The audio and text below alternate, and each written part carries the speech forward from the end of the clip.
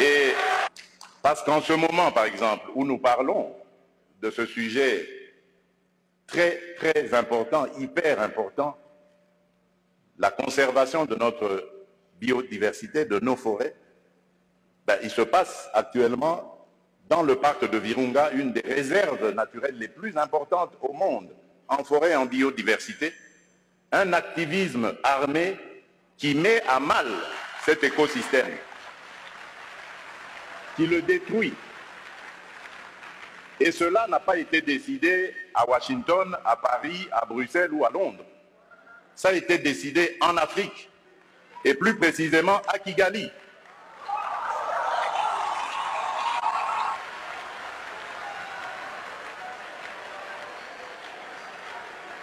C'est l'œuvre d'un frère africain.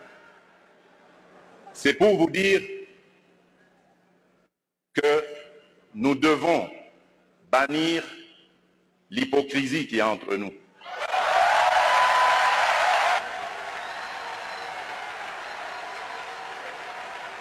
Nous devons bannir des fléaux tels que le tribalisme, la haine de l'autre. Et c'est là, je crois, que nous pourrions parler d'abattre nos barrières, d'effacer les tarifs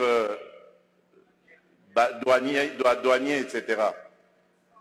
Tout simplement parce que, malgré nos engagements, rappelez-vous, à l'Union africaine, l'horizon 2020 était l'objectif pour faire taire les armes en Afrique. C'est devenu une chimère. Et nous ne nous en offusquons pas. Nous ne condamnons pas. Et tant que ce sera comme ça, il faudra oublier toutes les bonnes initiatives telles que celles préconisées par le président Ruto. Nous devons avoir le courage de nous regarder entre Africains, les yeux dans les yeux.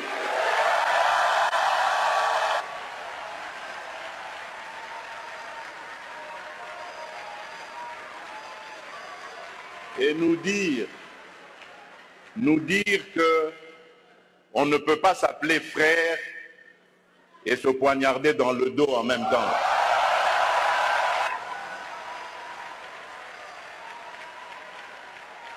Nous devons arrêter de rejeter nos responsabilités sur les étrangers non africains. La colonisation, ça fait une soixantaine d'années qu'elle allait terminer en Afrique. Ceux qui nous avaient colonisés, divisés, aujourd'hui ils ont compris le sens de la paix.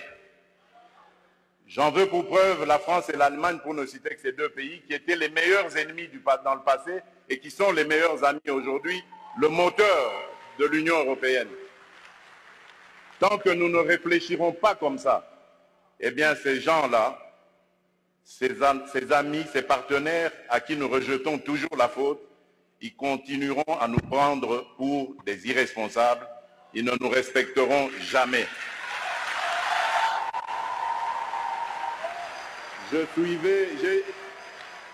J'ai suivi tout à l'heure avec attention l'adresse du président Macron, toute sa bonne volonté à vouloir venir dans des partenariats, mais j'ai tout de suite compris par son attitude que c'était du politiquement correct. Il n'en croyait pas un mot.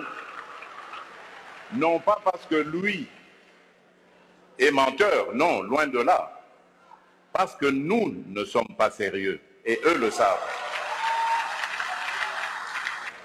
Le jour où nous mettrons fin à ce à quoi nous assistons aujourd'hui, à l'est de la République démocratique du Congo par exemple, des voisins qui viennent semer la pagaille, la mort, la désolation, uniquement dans le but de s'enrichir, de piller les ressources. Le jour où nous mettrons fin à ce genre de comportement, alors oui, là nous aurons compris.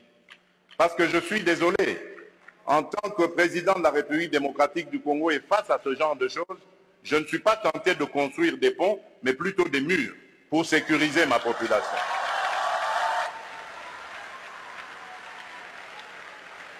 Et donc, pour clore mon propos et aussi le petit écart que j'avais fait de mon discours, je formule le vœu que les assises de Brazzaville lancent un nouveau départ pour la gestion durable de nos forêts, l'amélioration des conditions socio-économiques de nos populations et une meilleure protection de la planète. Je vous remercie.